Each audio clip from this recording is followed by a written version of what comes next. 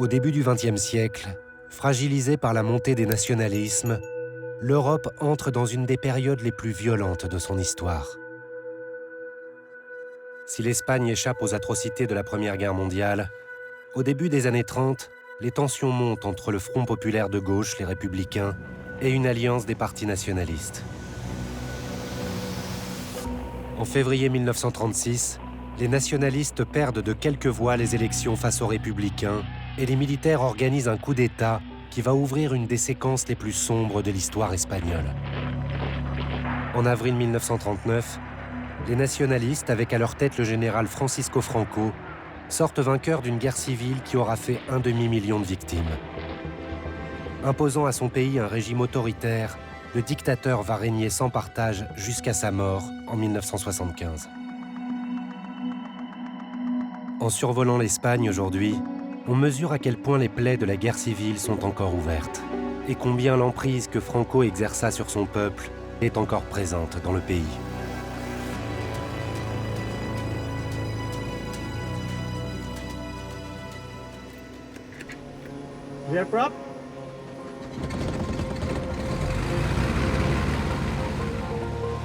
Le géographe et historien José Luis Ledesma a passé la majeure partie de sa carrière entre la Sorbonne, Yale et l'Université Complutense de Madrid.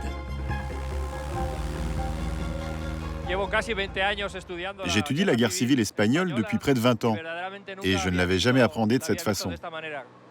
Depuis le ciel, c'est une approche très différente qui change du travail en bibliothèque ou dans les archives, ou même lorsqu'on parle avec des survivants. Depuis le Maroc espagnol, le 17 juillet 1936, Franco et un groupe de généraux déclenchent leur coup d'État. Affirmant défendre l'Espagne catholique contre les maux du communisme athée, les troupes nationalistes débarquent dans le sud. Rapidement, plusieurs garnisons du pays se rallient à la rébellion. En 3 jours, Franco et ses putschistes triomphent à Séville et s'emparent d'une grande partie nord du pays, allant de la Galice à la Navarre. Divisé, le pays plonge dans la guerre civile.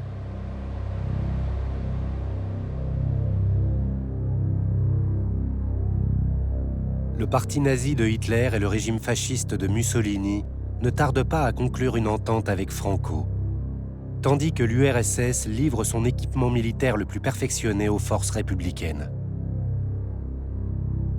Franco unifie ses troupes sous l'égide d'une idéologie autoritaire et fonde une organisation appelée la Phalange.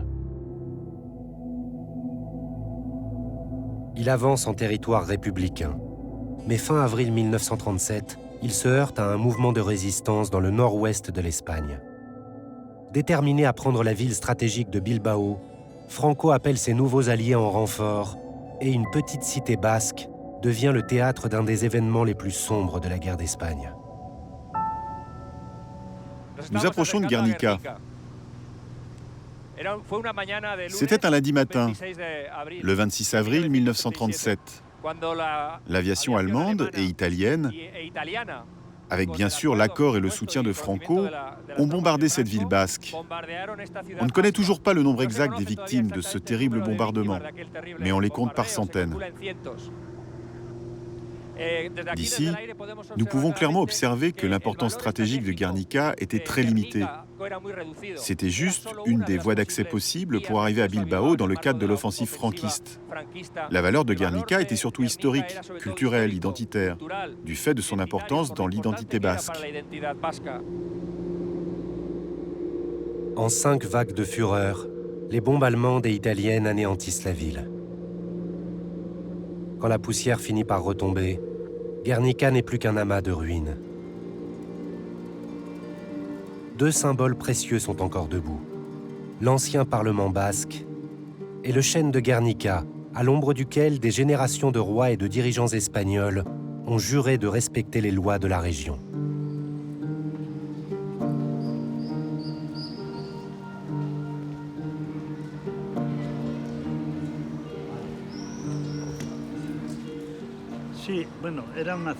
C'était une ville sans réelle importance militaire, mais c'était une ville importante dans le Pays basque.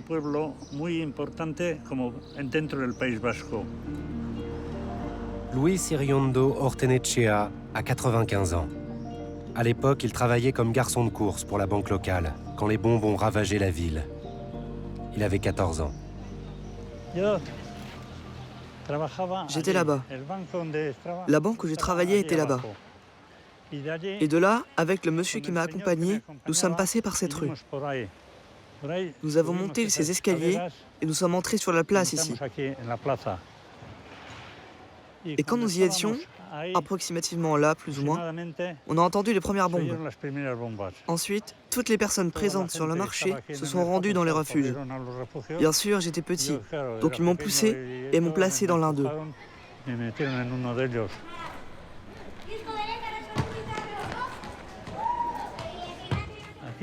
Ici, on voit les sacs de terre dans les refuges où j'étais pendant le bombardement. J'étais juste derrière les sacs pendant le bombardement. Je ne voyais pas ce qui se passait. J'écoutais les explosions et je sentais leur chaleur. Les avions arrivaient, lâchaient leurs bombes, rentraient, se croisaient avec d'autres. Ça a duré 3h30, qui me semblait éternelles. À l'église, on nous avait dit de prier en cas de danger de mort. J'ai commencé à prier 100, 200 fois, mais les explosions m'interrompaient et j'étais obligé de recommencer. Quand je suis sorti de derrière les sacs, le village entier brûlait. En frappant le cœur du Pays basque, Franco veut semer la terreur et briser la volonté de ses ennemis. Guernica avait plus de 5000 habitants. Et ils ont lâché une bombe pour chaque habitant. Les récits sur les horreurs infligées à Luis et à ses semblables se répandent bientôt dans toute l'Espagne, puis dans le reste du monde, et déclenchent l'indignation.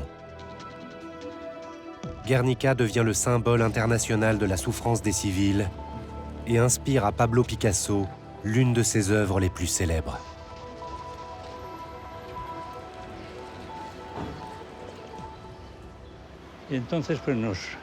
Ils ont lancé une pluie de feu, de sang et de mort. Mais ils ne nous ont pas vus tels que nous étions, car ils étaient en haut et nous étions en bas. Et s'ils étaient descendus, ils auraient vu que nous étions des enfants, comme les leurs petits frères. Mais ils ne nous ont pas vus comme ça. Ils nous ont vus comme des fourmis terrifiées. Les fourmis et les hommes ne peuvent pas communiquer. Aujourd'hui, Luis a trouvé la force et les mots pour pardonner aux hommes responsables de la violence qu'il a subie dans son enfance. En 1937, l'anéantissement de Guernica a représenté pour Franco une victoire à la fois symbolique et psychologique dans sa quête de pouvoir.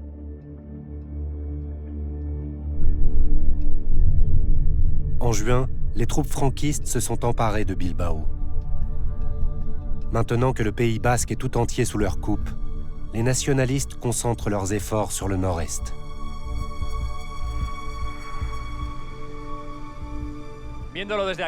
En le voyant d'ici, je comprends parfaitement ce que racontaient certains témoins qui ont vécu la guerre sur le front d'Aragon.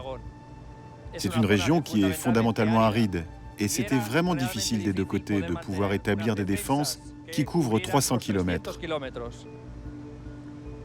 La description faite par George Orwell, l'écrivain britannique auteur de 1984, qui a écrit un livre de témoignages sur son expérience sur le front d'Aragon, en parle en ces termes. Saleté, boue, chaleur en été, froid en hiver, merde, ennui et misère.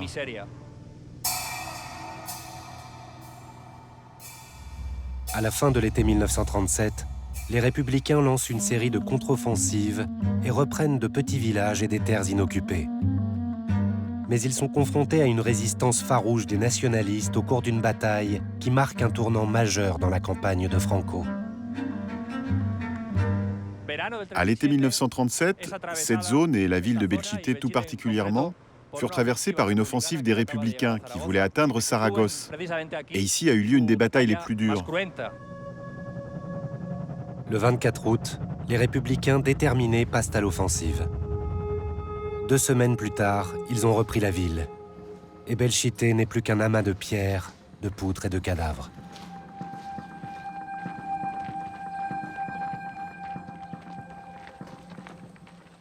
Nous voilà maintenant dans les ruines du vieux village de Belchite. Ce qu'on voyait depuis là-haut, depuis le ciel, eh bien maintenant il faut l'imaginer comme c'était en réalité.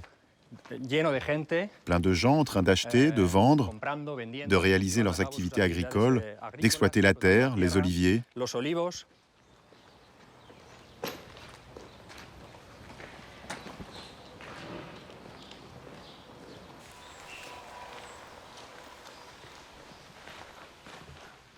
À l'intérieur de cette église, l'église de Saint-Augustin, où en se promenant dans les ruines, on a l'impression que nous sommes face à des ruines datant de la préhistoire ou d'un temps lointain.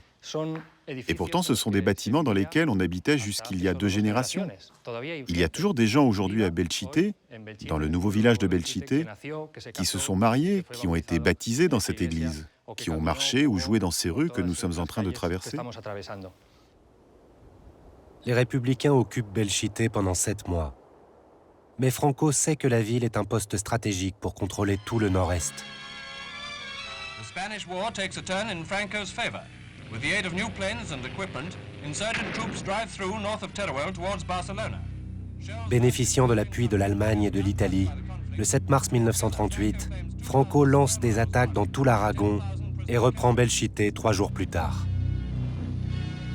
A key town in the advance was Belchite, and insurgents occupy its ruins. Once again, the civil war appears to be reaching a decisive stage.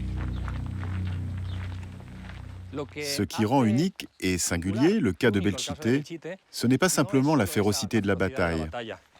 C'est le fait que la dictature de Franco décide, dans une logique de propagande et de politique de la mémoire historique, de ne pas reconstruire les ruines de ce village. Le régime décide plutôt de laisser les ruines et de construire un nouveau village à côté.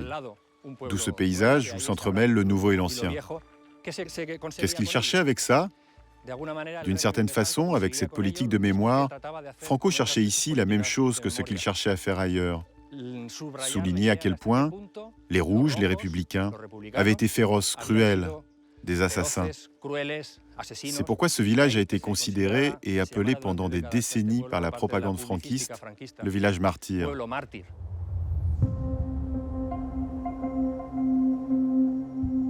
Galvanisés par leur victoire à Belchite et en Aragon, les troupes franquistes poursuivent leur campagne, s'emparent de Barcelone, puis du reste de la Catalogne.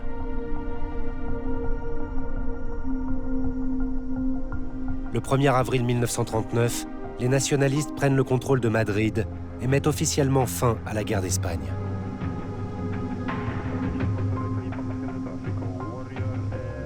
Franco s'installe au palais du Pardo à Madrid, se fait appeler El Caudillo, le chef, et déclare que la Phalange est désormais le seul parti autorisé en Espagne.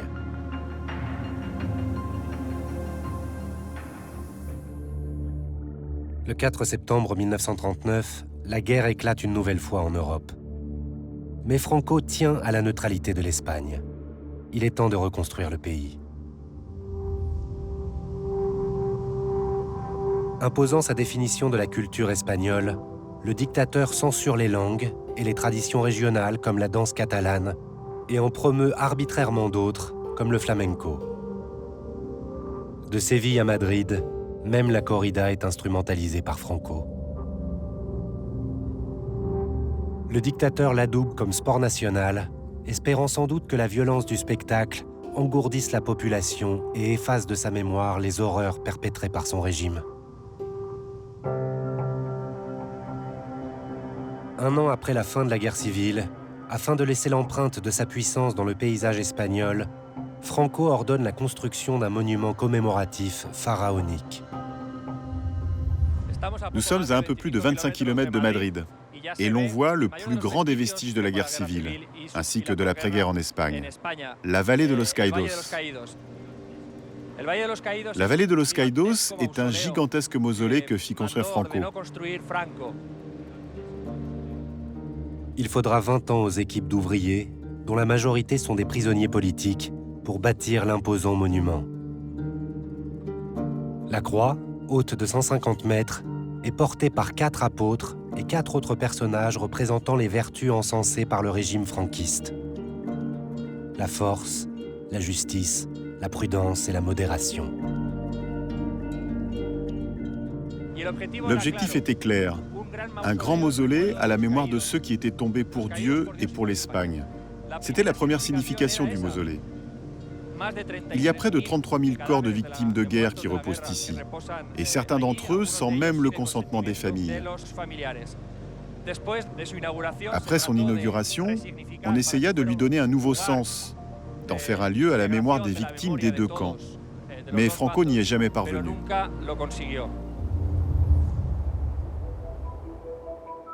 À l'intérieur des frontières, Franco impose sa domination.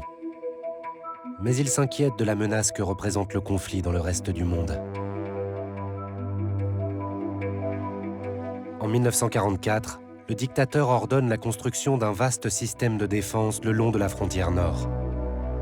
Dans le plus grand secret, des soldats passent 3 ans à bâtir des milliers de bunkers et à creuser des tunnels de la côte atlantique à la Méditerranée. Cela représente une débauche colossale de moyens. Et il faut penser à la situation de l'Espagne à cette époque. Un pays ruiné après 3 ans d'une guerre civile sanglante. Dans ces conditions, il a fallu abandonner d'autres tâches beaucoup plus urgentes pour pouvoir mener à bien la construction pharaonique de cette ligne de fortification.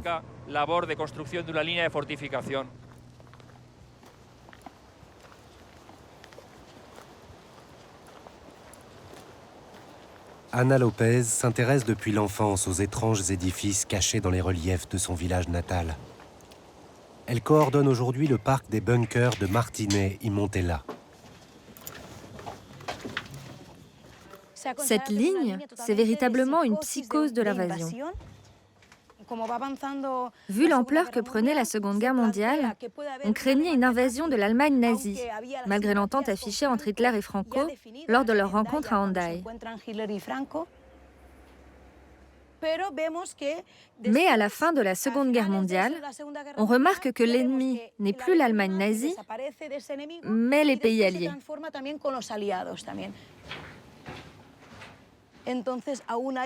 Il y a donc tout un secret autour de ces fortins.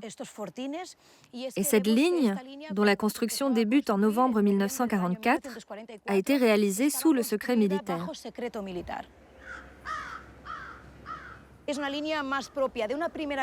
Cette ligne était plus adaptée à une guerre de tranchées, au combat au corps à corps de la Première Guerre mondiale, qu'au combat de la Seconde Guerre mondiale. Parce que si l'ennemi avait dû passer la frontière, ce qui n'est jamais arrivé, il aurait contourné cette ligne en la survolant ou en passant par la mer. À l'issue de la Seconde Guerre mondiale, les Alliés victorieux concentrent leur attention sur la menace communiste croissante que représente pour eux l'URSS. Les peurs de Franco se dissipent et il abandonne la construction de ses bunkers. Désormais, il tient fermement les Espagnols sous son emprise. Au début des années 50, le dictateur décide qu'il est temps d'ouvrir l'Espagne au reste du monde et de stabiliser son économie. Persuadé qu'une des clés de la prospérité économique de l'Espagne réside dans son potentiel touristique, Franco lance des chantiers d'envergure. Nous survolons maintenant le littoral méditerranéen.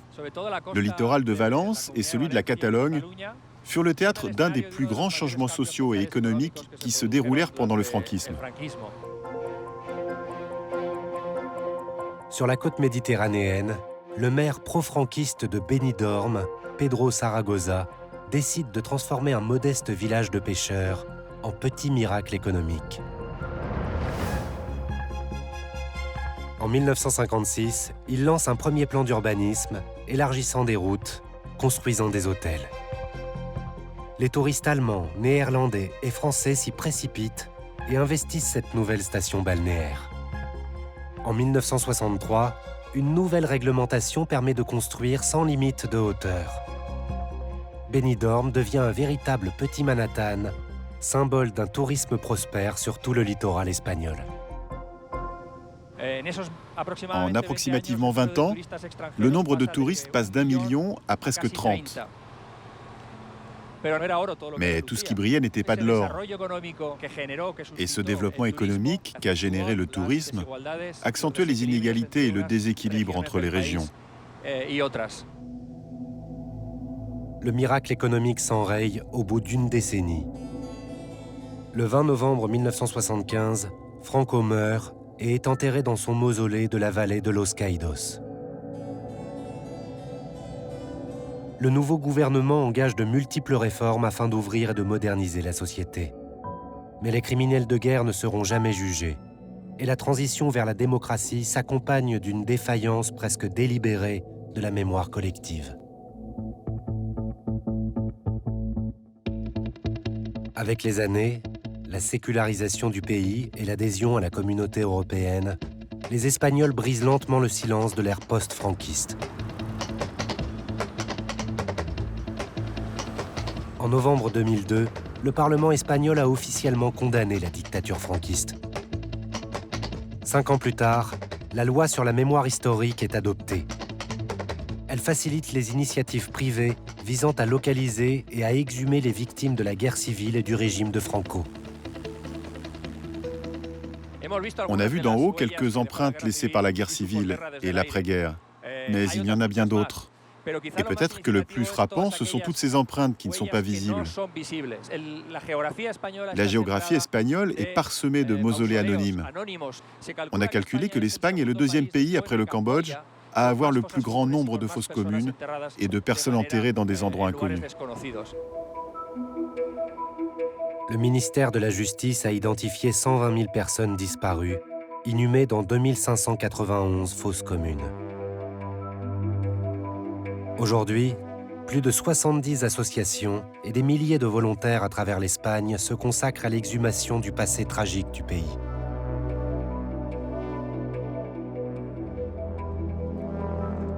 Dans le petit village de Vilarasso, au nord-ouest de l'Espagne, une de ces fosses communes a été récemment mise au jour.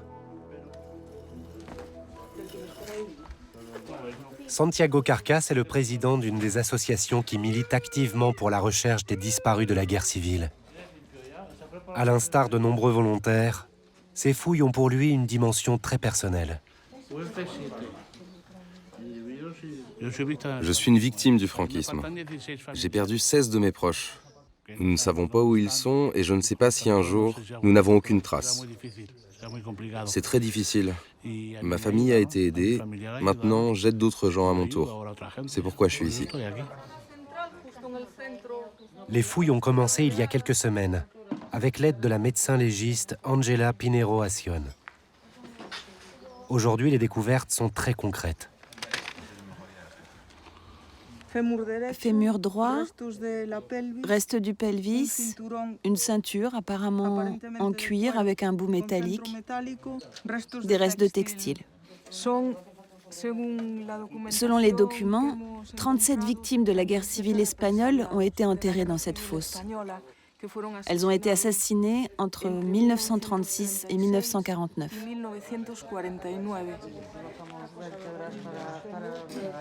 On dirait qu'ils sont accroupis.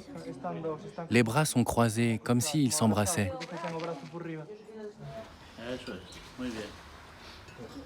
Lorsque le Parti populaire conservateur a pris le pouvoir en 2011, il a coupé toutes les subventions gouvernementales destinées à l'exhumation des victimes. C'est honteux. Le gouvernement ne participe pas et n'encourage pas ces fouilles archéologiques.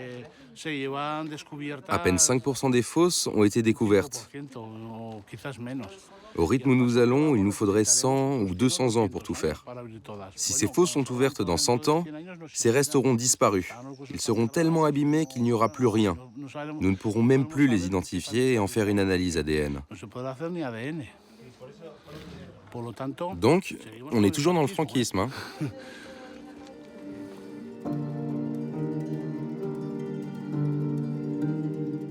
L'héritage de l'ancien dictateur continue encore aujourd'hui à diviser l'Espagne. Nombreux sont ceux qui pensent qu'il est trop tôt pour ouvrir ses blessures. Pourtant, osant ce qu'aucun n'avait entrepris avant lui, le gouvernement a fait voter en septembre 2018 le transfert de la dépouille de l'ancien dictateur hors du mausolée. Cette décision symbolique est une victoire pour ceux qui croient que pour affronter son avenir, le peuple espagnol doit faire la paix avec son histoire passée.